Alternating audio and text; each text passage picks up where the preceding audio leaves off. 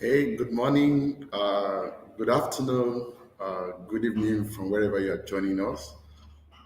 It's another exciting moment to participate and be your host for another wonderful edition of the SME Roundtable.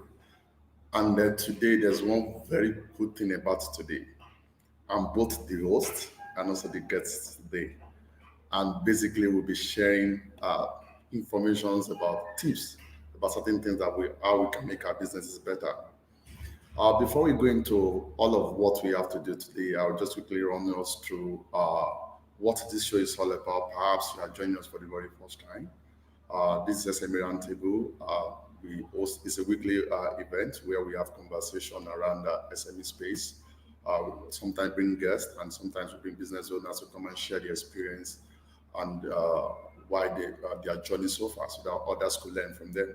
So basically, I would like to also, before we go into that, I would also like to talk about our Pest Consulting, what we do. Pest Consulting is a management consulting firm. We offer services that help organizations to achieve their growth and expansion targets by helping them to develop systems and processes to improve their internal structures. Not only that, this show is not the making of Pest Consulting alone. I'm glad to inform you that we have about three partners right now that are supporting this show so that we can continually have this and engage with you. So we have a Tam TV, we have a Fact Corner, and more recently we have Youth Be Inspired Initiative. Yeah, Youth Be Inspired Initiative is focused on empowering young people, and we see a lot of young people venturing into business these days. So we believe this show might be what they need also.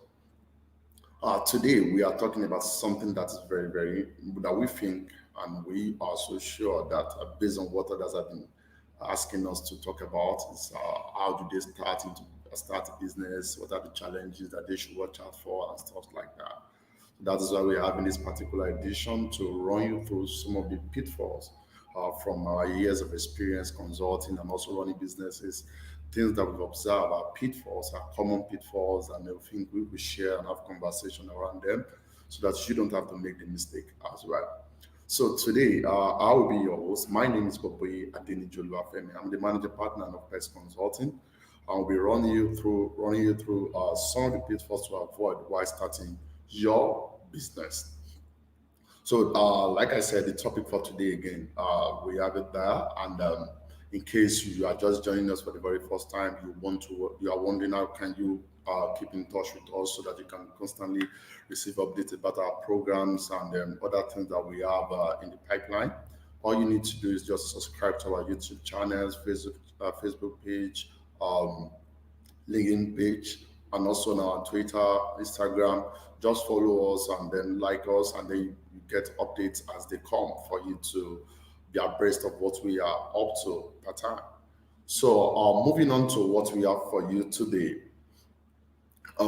Like I said, while I was doing the introduction, that what we are looking at today is pitfalls to avoid while starting a business. We know many businesses will start out, and the research has shown that only one out of five survive. Basically, these are issues that we have to look at and see how can we then begin to make to change the narrative. I wish I have a tip to give to all of us today and say this is how to raise a successful business. Obviously, I cannot say I do. However, we've seen trends, things that businesses have done in the past that have led to their downfall. And these are some of the things that we are trying to share. And so that we too, while we are running our businesses, this could be things for us to watch out for, try to avoid them so that we don't make the mistake that others have made. So basically, the first question that's on our mind right now, what is running a business like? Well, personally, from my experience, running a business is, I would say, it's a roller coaster. Today you are up, tomorrow you are down. Sometimes the journey can be very lonely, and sometimes can be very be intriguing in the sense that you tend to see new things, you tend to understand different perspective of your business.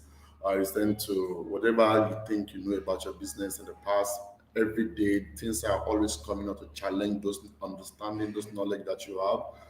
You are getting new knowledge about this business, and now you could actually do things better. And then it can be very, very brutal.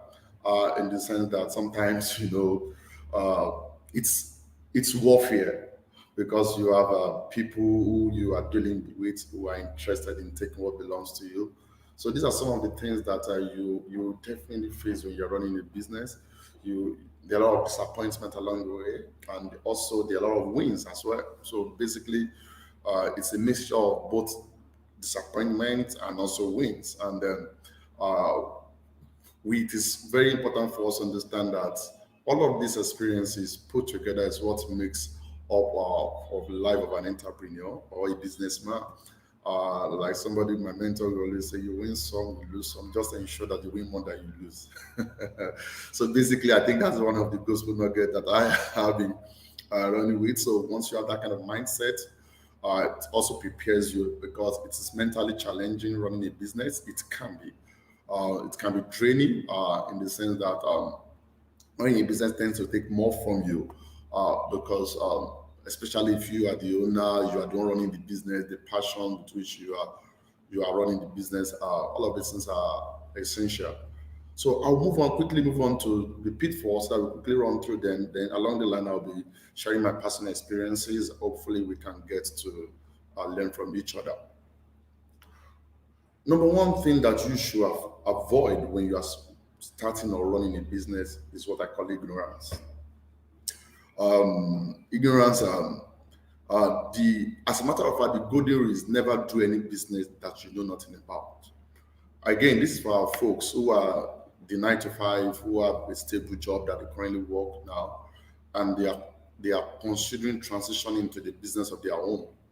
And then, when you have that kind of idea, a lot of people come up to you and say, I have this proposal. Can you do this? Can you do that?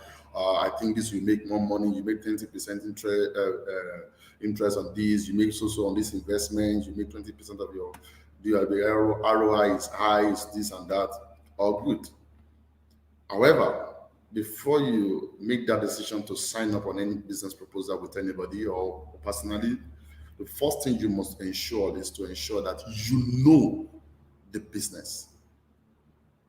You understand the dynamics of the business. You understand the factors that determine success and failure of the business. You understand how industry actors and the industry dynamics operate in that particular industry. If you don't have this understanding and you put your money into it, it's going to be a major problem. Oftentimes, we see a lot of people, for example, about distances, people coming on to us, somebody said the transport business is very good. Of course, it is very, very good. And then I said, from this now, I've invested a lot of money there, and now you are not involved in the business, you don't know how this business works, you just give your money to somebody to run your business for you. It's a terrible trap to enter into. So first thing you must do is to build up your knowledge of that particular business. All right. Once that is done, then you can now begin to get to a level whereby you have adequate understanding or knowledge of your business. And the next thing to do is to ensure that you join the network or community of practitioners of that in that industry, in that particular business. If they have associations, join. If they have network or groups, Facebook groups here and there, join. So that way you can be leveraging on things that you don't know. But you must, at the basis, you must have adequate knowledge. Not necessarily you should be an expert at it. That will come with time, right? But you could join the network or community of practice where you can then begin to improve your understanding, and then so that you can also have the field experience, because these are people that are practitioners, they are people that are daily running their businesses, and they've been there. Chances are that they've been there longer than you. So they are going to, then you learn from them, and you begin to bridge that gap of ignorance. And once that is bridged, then you are better positioned to have a successful business. So that will take us to the next point, which is bandwagon effect. We are all victim of this effect, this bandwagon effect. Oftentimes many a times we walk into a store and we see that the place is deserted. We don't go there again because we can't see people there, even though they have what we need. Oftentimes, people love to buy things from the happening place. We love to buy. Our wares, our styles are often determined by most people are like what others are buying, what others are doing. The same way for you as a businessman. When you are starting a business, avoid the bandwagon effect. Do not run into a business just because everybody around you is doing one. Okay? There must be clarity of purpose. Why do you want to do this business? What value are you seeking to create? How then do I capture value? What is the short time and the long term value for me? What is the plan? What plan do I have for this business? Is this what that speaks to my person or my personality or my vision? Do I have passion about what this business is about or is going to offer? What is my personal attachment to this business? Is it because others are doing it?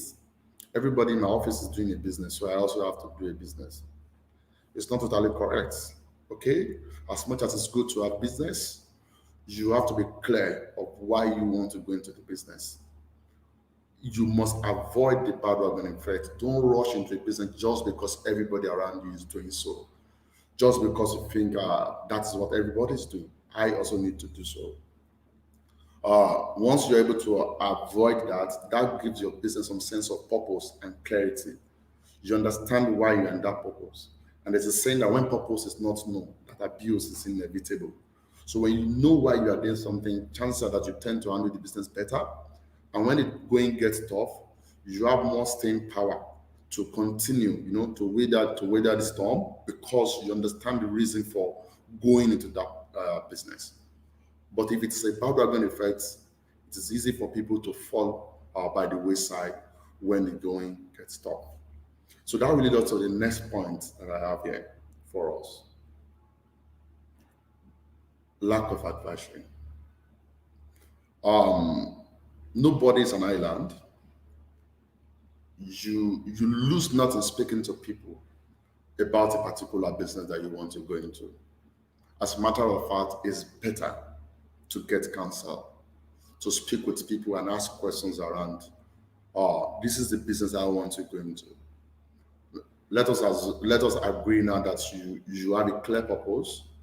It's always very important to have somebody who has an external view, who does not hold any sentimental attachment to that particular vision or that particular goal, to give it a second look and give you an honest feedback about what this business can stand to achieve in the next 1 or 2 years. To look at the entire model and see that what you are proposing, the value proposition of this business, will truly create value, and then it can capture. You can also capture value. So it's very, very essential. Okay, running a business can be very, very complex because there's a lot to deal with, and for someone that's just going into a business, majority of these things are new to you. So it's very, very important to speak with people who are experts, who understand the dynamics, how to go about running a business. So basically, there are three people that I want to recommend that when you're starting a business that you should have as a businessman. Number one is a business consultant. They have to give you an idea on how to run your business, the approach, the framework, the model, the strategy to use, how to position your business, how to go about your marketing, how to go about recruitment, how to go about all of these things. All of these people I classify them as business consultants. You need them to give you advice on how to go about these things. The next one you need is an health consultant. Running a business, like I said earlier on, is tasking, it's demanding. It's not 9 to 5. It's the entirety of your being running this business. So you need somebody to give you idea, to give you guidance, opinions that can guide you to better take care of yourself as well. Also, you need a legal consultant. Very, very essential because oftentimes you go have a very good business, you are thriving well, and you run foul of the law or you say a bad deed, and that will be the end of the business. It is very, very essential to have a legal consultant before you, as you are starting a business, to offer you legal advice on how to go about every aspect of your business, especially the legal areas of it, to provide a legal framework to guide you. You are going to employ people to work with you. There's a contract there. That means there's a legal agreement. You are going to do business with vendors, suppliers, agreements, contract that. You need a legal consultant so that, number one, you're not exploited, so that you're not signing a bad deal, all in the name posting as a good deal for you. It is very, very essential. These are the three major consultants that you must have when you're starting a business. You are supposed to rely on them to give you advisory on how to go about your business so that you can be set on the right path. Do not forget, running a business can be very complex, and it's very essential to bring these experts and people who have this uh, years of proven experience in running these things to guide you. And that way, you can then begin to better change your narrative and start a successful business. And that will take us to the next slide. Lack of market research. Oftentimes, when I see people running a business as a consultant and we ask them questions and they walk up to us, I ask them, um, what is the premise for these assumptions? You ask them questions about their pricing, you ask them questions about their customer validation, you ask them questions around their market size, and all there's nothing, and that is not good enough, right? It could be a magical thing, for them to have gotten to this level, like, just assume that people will buy your product and they are buying it. It's magical. However, business is not magic, and it's not some mystery or wonderland. You need to understand your target customers. You need to understand where they are. You need to know what they want. You need to know how they want to be served. You need to know who are your competitors. You need to know what they have over you. What advantage do they have over you? What advantage do you have over them? You need to understand the strategy and the marketing campaign that they are using. Then how can you take advantage of all of these things? You need to understand the market forces, the economy, the microeconomy, to understand how they affect your business. All these are essential information that you must have for you to have a successful business. Without which, every other thing will just be based on total assumptions that lack solid basis. So it's very essential that you do some level of survey. You could start as simple as asking your friends, asking people around you, that what do they think about this particular thing? How much would they love to pay for it? What asking people, okay. One thing I've come to also understand is that customer knows how they want to be served. And oftentimes when we are proposing a particular service to our clients, it's a picture that we have in our head.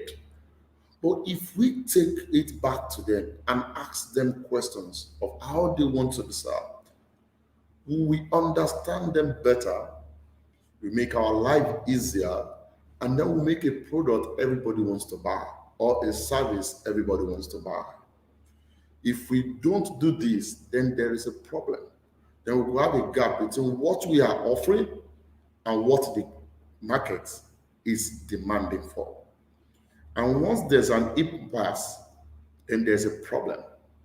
That is why you see a lot of businesses closing shop, not because they lack good products, but just that the product that the customers desire is not what they are offering. Oftentimes, as a business owner, you are tempted to want a perfect product. I want something that solves all the problems. I want this and that. Perhaps that's not what the market is saying. You need to know how big your market is. Oftentimes you could have one or two people that are interested in a particular product. But the question you need to ask yourself is this market large enough for me to make profits? Because if the market is not large enough to make profit, then there is a problem. All right? So you need to validate all of this. And how do you do this? Is through market research. That is why organizations like Pest Consulting offer services like market research to businesses to validate their customers, to validate their process. Sometimes you want to test your product, you want market to see, you want to test their reaction towards a particular product. These are some of the things that needs to be done. So it is very, very essential that we take this seriously. Okay, that will lead us to the next slide. Registration and licenses. Um, There was a particular business um, which actually in the last um, um, few years was running in this country, but today they are no more. However, they are trying to stage a re-entry into the market. The entire business collapsed just because of government regulations. They lacked the adequate license and registration to operate in that industry. You don't want your business to be that business. If you run a business without registration, without any license, it is illegal. And what that means is anything you are doing under can be subjected uh, to litigation. The authorities could sue you. They will close your business. So before you venture into any business, another thing you also must do is to ensure that you research to know what are the required registration and licenses to possess for you to run this business effectively.